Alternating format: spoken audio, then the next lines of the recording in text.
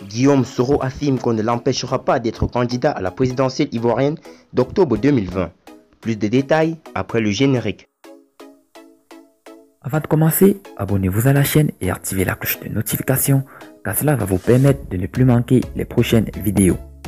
Let's go!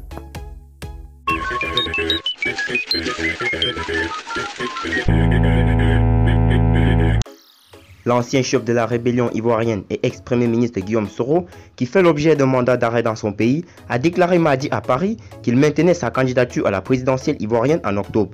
Ceux qui m'ont empêché de fouler la terre de mon pays ne m'empêcheront pas de m'adresser à vous et d'être candidat à la magistrature suprême, a-t-il dit lors d'une conférence de presse à Paris, un mois après sa tentative avortée de retour à Abidjan.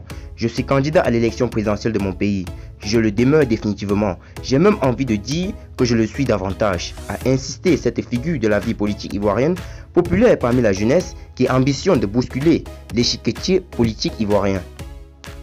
Monsieur Soro avait tenté le 23 décembre de revenir en Côte d'Ivoire après 6 mois à l'étranger, mais il était reparti en avion vers l'Europe après avoir appris qu'il faisait l'objet d'un mandat d'arrêt.